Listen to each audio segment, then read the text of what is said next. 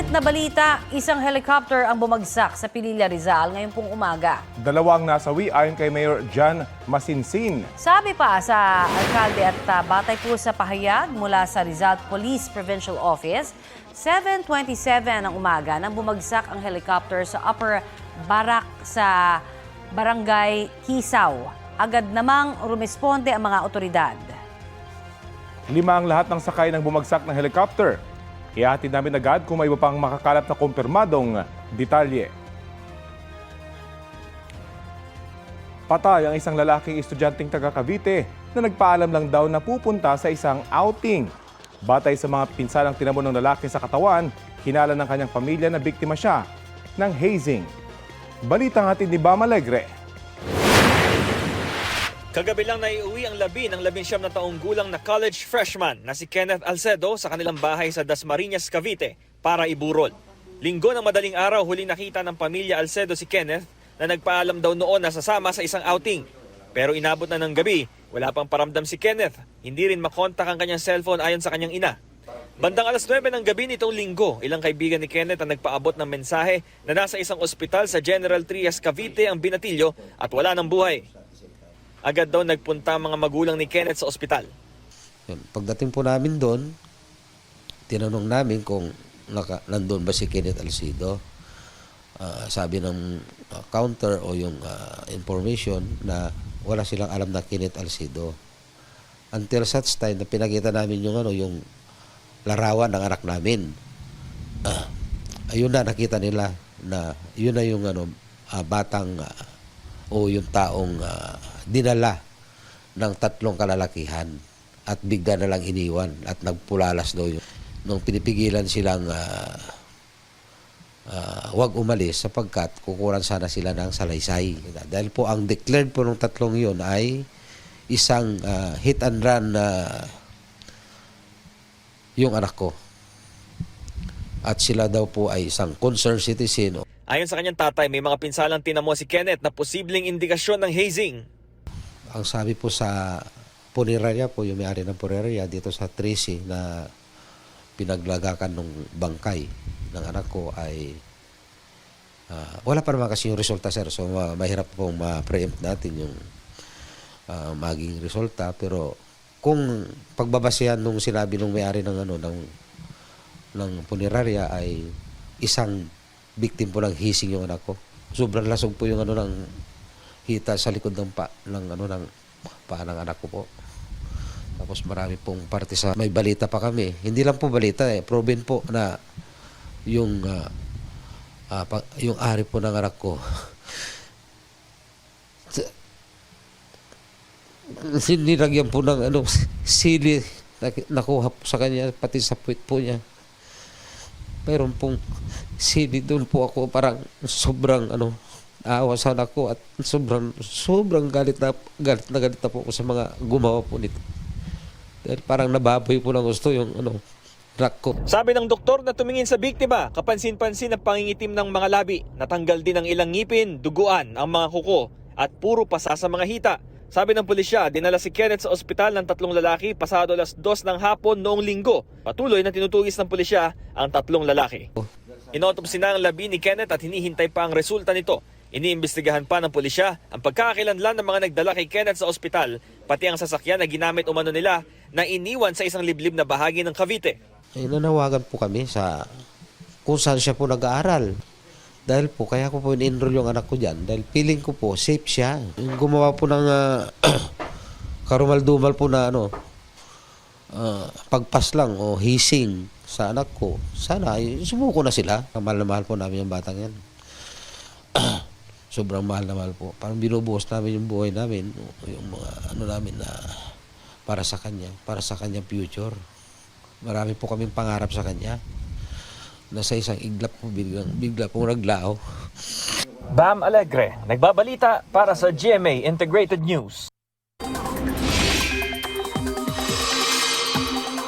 Muling nagbabalik ang hanging amihan. Apektado po nito ngayon ang extreme northern Luzon, partikular sa mga isla ng Batanes at Babuyan ayon sa Pag-asa.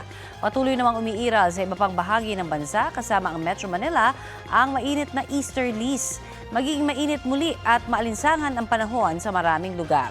Ayon sa Pag-asa, posibleng umabot sa 41 degrees Celsius ang heat index ngayong araw sa Coron, Palawan at Dumanga sa Iloilo. 40 degrees Celsius naman sa Dagupan, Pangasinan, Iloilo City, La Carlota, Negros Occidental at sa Zamboanga City. Dito po sa Metro Manila, posible namang umakyat hanggang 36 degrees Celsius ang heat index, partikular na sa Pasay. Kahit mas mainit ng panahon ang inaasahan, mga kapuso, maging alerto pa rin po sa mga panandaliang ulan o kaya local thunderstorm. Sa mga susunod na oras, posibleng ulanin ang ilang bahagi ng Northern Luzon, Palawan at Mindanao base sa rainfall forecast ng Metro Weather. Pinilahan ng mga motorista ang ilang gasolinahan bago po ang pagpapatupad ng big-time oil price hike ngayong araw. Humabol sa pagpapakarga kaninang umaga ang maraming motorista sa ilang gasolinahan sa Quezon City. Gayon din po sa Marikina. Sa Lipa, Batangas, marami ang nagpa-full tank ng mga produktong petrolyo sa mga gasolinahan simula kagabi. Sa isang gasolinahan sa Coronadal, South Cotabato, kahapon, mahaba rin po ang naging pila. Sabi ng ilang gas pump attendants, marami ang nagpa-full tank. Samantala, kinundi na at nanawagan ang grupong Piston na itigil na ang nagpapatuloy na gulo sa pagitan ng Iran, Amerika at Israel. Isa raw itong malaking banta sa transport workers sa Pilipinas at sa milyong-milyong pamilya ng overseas Filipino workers. Ayon naman sa Department of Energy, posibleng maramdaman ang epekto ng gulo sa Middle East sa pagtaas ng presyo ng petrolyo sa Pilipinas sa susunod na linggo. Patuloy raw ito minomonitor ng kagawaran. Simula naman ngayong araw, 1 peso and 90 centavos ang taas presyo sa kada litro ng gasolina. 1 peso and 20 centavos naman sa diesel, habang 1 peso and 50 centavos sa kerosene.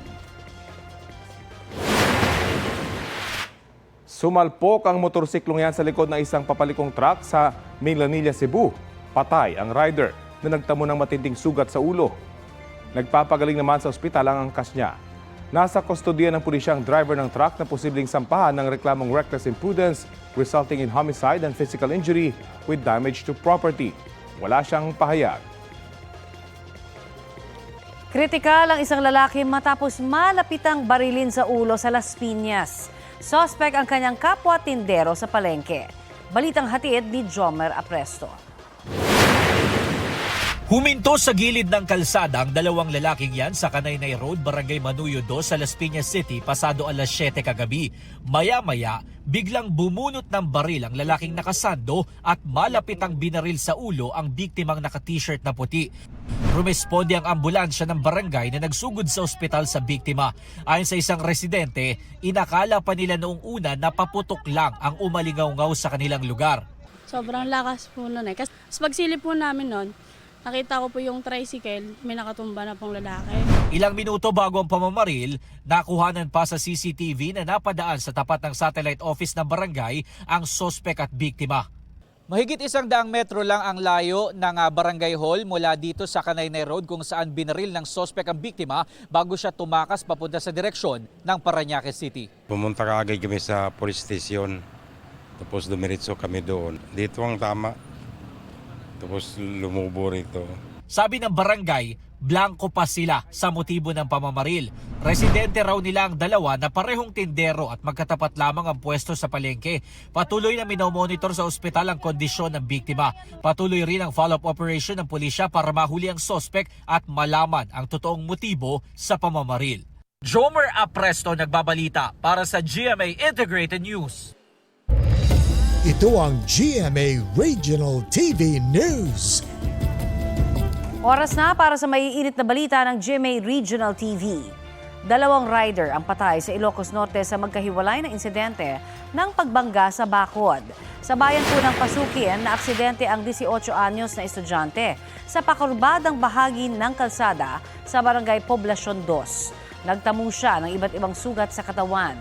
Ayon sa pulisya, nakainom at walang suot na helmet ang rider nang sumalpok sa bakod na ang motorsiklo niya. Idineklara siyang dead on arrival sa ospital. Dead on arrival din sa ospital ang isang rider na 56 anyos sa Pagudpod. Naaksidente siya sa pakurbada ring bahagi ng kalsada sa Barangay Kaparispisan. Base po sa investigasyon, nawalan siya ng kontrol sa motor hanggang bumangga sa bakod at poste. Niyanig ng magnitude 4.8 na lindol ang Iloilo kagabi. Ayon sa PHIVOLCS, naitala ang epicenter niyan sa Guimbar. Intensity 4 ang naramdaman sa Iloilo City. Sa Iloilo Terminal Market, naglabasan agad ang mga tao. Naitala rin ang pagyanig sa iba pang bahagi ng Iloilo, pati sa mga karatig na probinsya ng Guimaras, Antique, Capiz at Aklan hanggang sa Negros Island. Tectonic earthquake ang nangyari ayon sa PHIVOLCS. Wala naman daw naitalang pinsala at wala pang inaasahang aftershocks.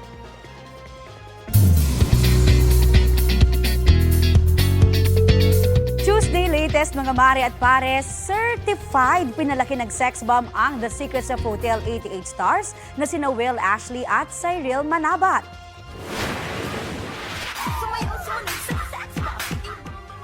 From nonchalant to OA ang paghataw na ipinakita ni Will at Cyril sa dance video. As siblings sa series, may pa-shoutout pa sila sa kanilang nanay na si Sex Bomb Sunshine Garcia. And speaking of The Secrets of Hotel 88, napanood na sina Will at Cyril sa pilot episode nito kagabi. Pati na rin sina Mika Salamanca, Brent Manalo, Ralph De Leon at Bianca De Vera. Lumabas na rin sa episode kagabi sina River Joseph, Josh Ford, Esni Ranolio at Clarice De Guzman. Abangan ang The Secrets of Hotel 88, 9:35 p.m. sa GMA Prime at Kapuso Stream, habang ang replay nito ay 11:25 p.m. dito sa GTV.